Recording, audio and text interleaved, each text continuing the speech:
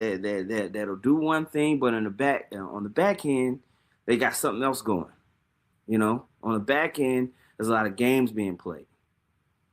Psalm 64:2 says, "Hide me from the secret counsel of the wicked, from the insurrection of the workers of iniquity, who whet their tongues like a sword and bend their bows to shoot their arrows, even bitter words." So on the back end, they're setting up different laws and legislation, right? They're using propaganda to say one thing, but then they're doing something else. It says that they may shoot in secret at the perfect. Suddenly they shoot at him and fear not. They encourage themselves in an evil matter. They commune of laying snares privily. They say, "Who shall see them?" Right? So they think that they're doing these things and they're basically not being seen or understood or known. But we know the spirit of Yahweh Shem Yahweh Shai is revealing this, man. All right. It says they search out iniquities. They accomplish a diligent search. Both the inward thought of every one of them and the heart is deep. Okay. And so they play with these different matters, thinking that they're going to basically accomplish their enterprise. All right. But like the scripture says, we're not ignorant concerning the devices of Satan. We're not ignorant concerning Satan's devices. Okay. I'm going to play this. Brother sent this on End Time Headline. And it made sense. It's something that we've been talking about. And then I'm going to get the main video. That with Iran, that the reason why you should never have done this is in the first place, let alone do it, is because everybody was convinced it was going to lead to World War III. No, not yet, because I believe God gave us the answer. It's a part of them being absorbed. Their power structure is being taken down so that they will be absorbed into the Tin Horn Kingdom. But let me give you a couple smoking guns why. We've been telling you, these Christians now, they want to break down the scriptures and they don't know what the hell they're talking about. They're steady, you know, like Elder Yashawamba says, now they want to talk about the beast, you know. But the overall point of what they are about to make is what I want to key in on. I think that needs to be reinforced, is because I don't know if you've noticed, but it's very odd that Russia and China is basically letting this happen. Have you noticed that? I mean, they both put out statements, hey, yeah, you shouldn't do this. But what are they doing, Ricky? What are they doing? They're giving the United States of America and Israel carte blanche activity to go in and take down Iran, when Iran has been one of their long-standing partners. Now, you know, when his war first kind of broke out, that's one of the first things I noticed is that why is Russia and China being so silent? They're just basically like, oh, bad USA. But they're not really doing anything to support their so-called ally. So that's something that makes me go, you know, because what we see economically, as far as these digital systems, the West and the East are aligned. Why? Because the elites are the ones that are running the financial systems on both ends. And they all want this new digital system, this new mark of the beast MOTB system, right? Yep. Don't you find that strange? It is. That tells me they're all working together. And then today, just a short time ago, Reuters reporting that Energy Secretary Chris Wright was out defending a temporary 30-day waiver to let Indian purchases of Russian oil continue, arguing that it could help calm some of this oil market. So just think about that for a second. The administration is now easing pressure on Russian oil flows because this war has put such a strain on global supply that they need more barrels anywhere they can get them. And officials are still trying to tell people that this is all about fear, not shortages. Okay, even as gasoline and diesel have already jumped hard. As of Friday, so we just have like Friday's numbers right now, the average for a regular gasoline was $3.32 a gallon. That's up 11% from a week earlier. That's the highest since September 2024, before President Trump became president. So according to multiple reports, diesel was 4.3 3 cents, up 15% from a week earlier. That's the highest since November of 2023. So you're paying cheaper diesel prices under Biden.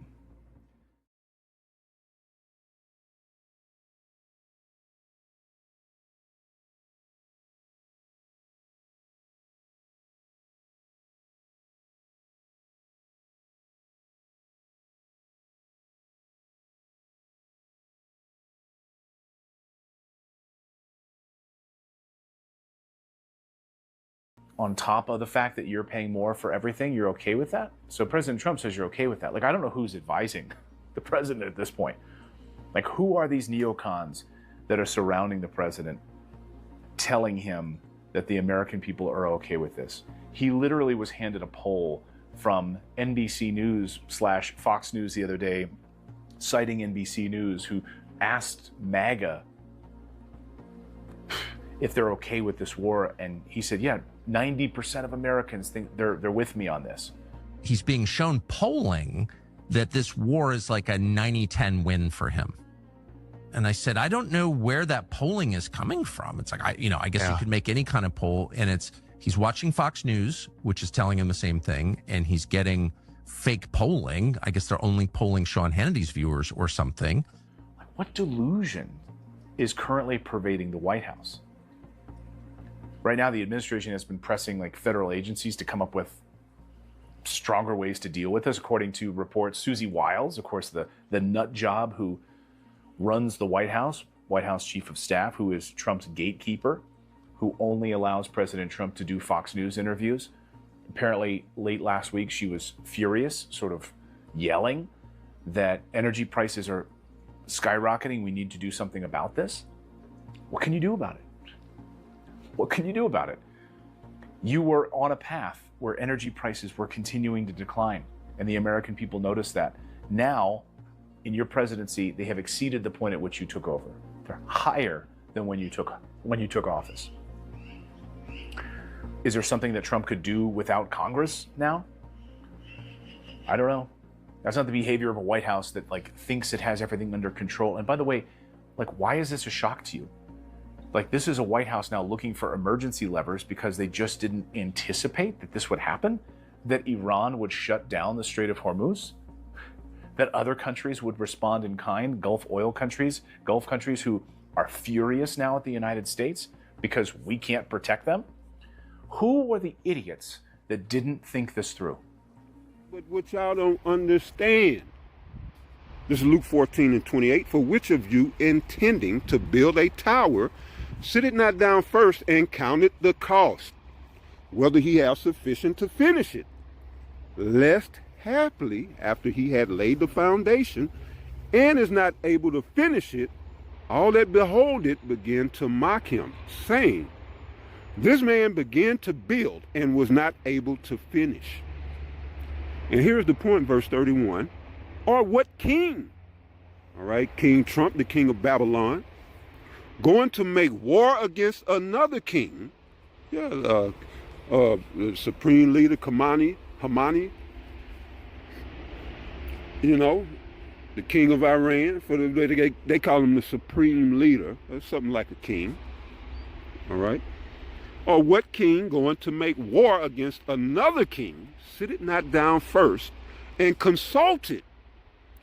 Yeah, and he didn't consult, well, he may have and got some bad consultation, but he didn't consult enough with his staff. He's commander-in-chief. He's not supposed to act unilaterally, all right? He's supposed to consult with the cabinet, with his the Department of War and the War Council. They're supposed to have counsel. And then they got to go to Congress. And Congress say, yes. Or Congress may say, no, funds denied. And this is why they call it. Who are the sycophants and the liars that are currently running the White House, that are surrounding President Trump and just feeding him piles of bullshit? And by the way, he's implicated. He's not a stupid person. As Tucker Carlson reported the other day, he had met with Trump multiple times, and he knew from his meetings that Trump was not keen on going to war in Iran, but that he had felt, according to Tucker's own reporting, that it was a ship that had already sailed, that you could not put this genie back in the bottle, that Trump really didn't want to do it, but there were bigger players in all of this. Now, my words are, Benjamin Netanyahu and the neocons that are running everything.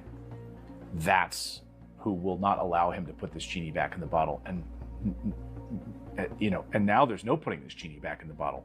Middle East, none was to the point to where, and it's so beautiful how the Lord had Iran play this out, because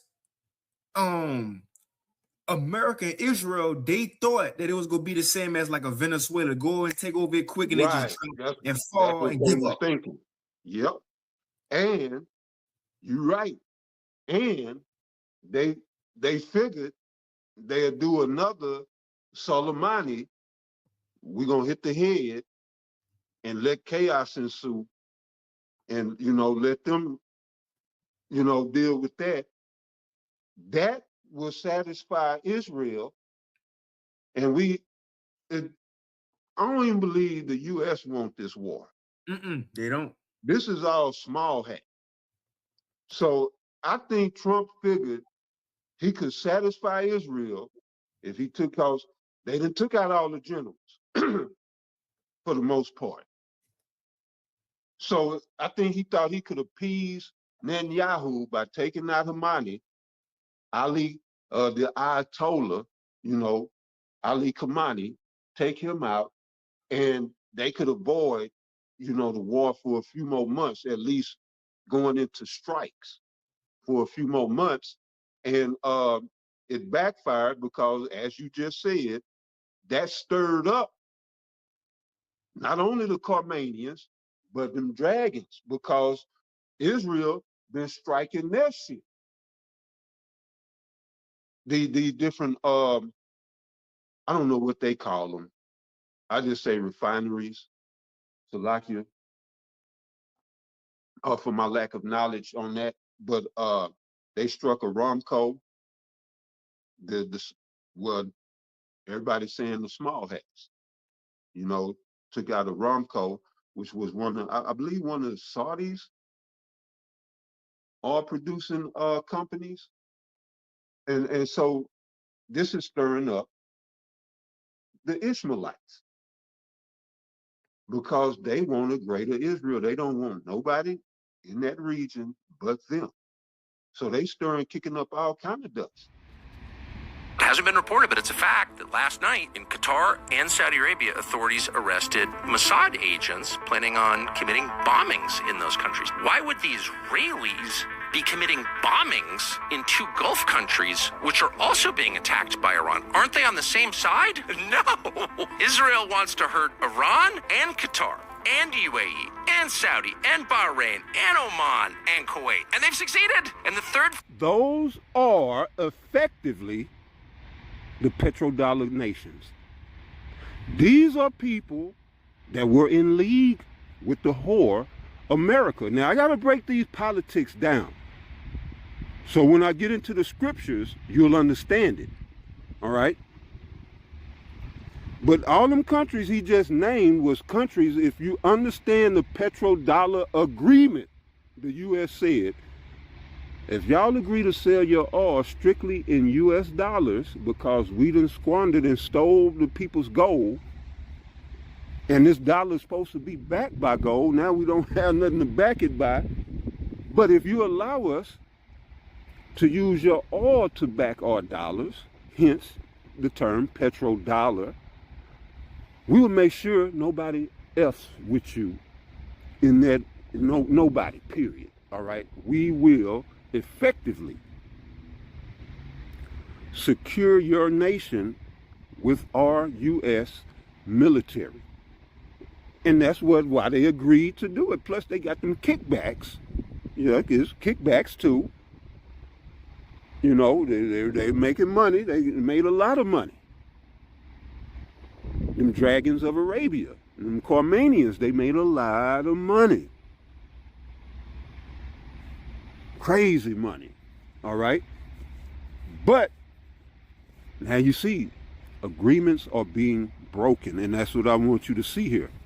To hurt Iran and Qatar and UAE and Saudi and Bahrain and Oman and Kuwait. And they've succeeded. And the third thing you would have to do if you wanted true control over the region is get the U.S. out of the Middle East. And this war is designed to do it because the Israelis know that there is no appetite whatsoever for casualties and that this would cause a political crisis in the United States and that it would most critically convince our Arab allies that the United States is a bad ally. The Saudi Aramco facility went up last night. The Iranians said they didn't do it. Why would they say they didn't do it? Well, possible Israel did it. Why wouldn't they? Because if you think about it, scaring our other allies in the region, letting them know that they can get attacked and the U.S. will not defend you. You put up with all this crap for decades because you got American troops on your soil and your population doesn't like it, but you do it anyway because you've been told if there was ever a problem, the U.S. will come rescue you. Well, guess what we just learned? The U.S. is not coming to rescue you.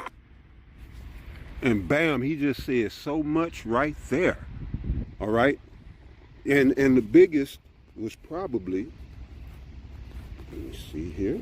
Our Arab allies that the United States is a bad ally. The Saudi Aramco facility went up last night. The Iranians said they didn't do it. Why would they say they didn't do it? Well, possible Israel did it. Why wouldn't they? Because if you think about it. So right there, that's the biggest part. It's possible that Israel did it. These people are pure snakes. There's no doubt in my mind that that serpent in the garden was of these people, was the progenitor of these people. These people are straight snakes.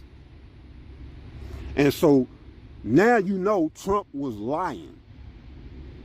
All right?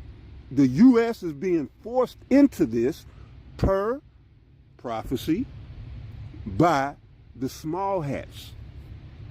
All right? Now I said per prophecy. And let's go to Jeremiah.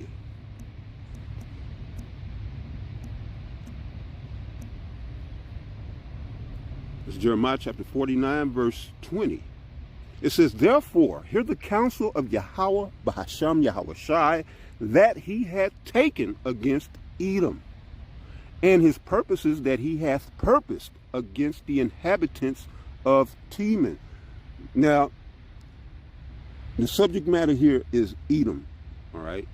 These are the so-called white people, all right? Edom and Teman are the Germans. That's where Netanyahu then fled to. Let mainstream tell you they kicking all this ass.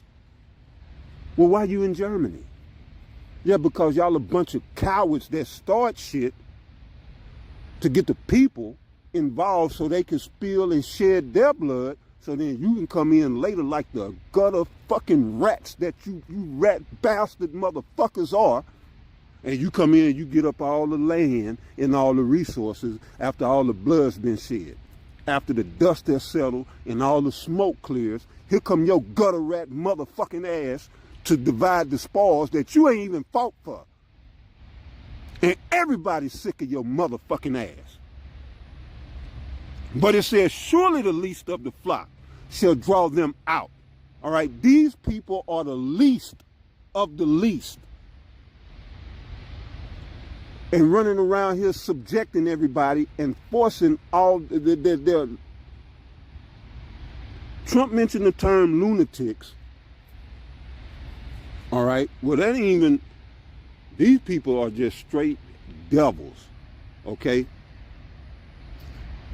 And it's talking about the Israelis. Surely the least of the flock, the Israelis, shall draw them out, right, with their snake tactics and antics. All right? Surely he shall make their habitations desolate with them, because he's going to bring them into this third woe, which ain't going to go the way that they think it's going to go.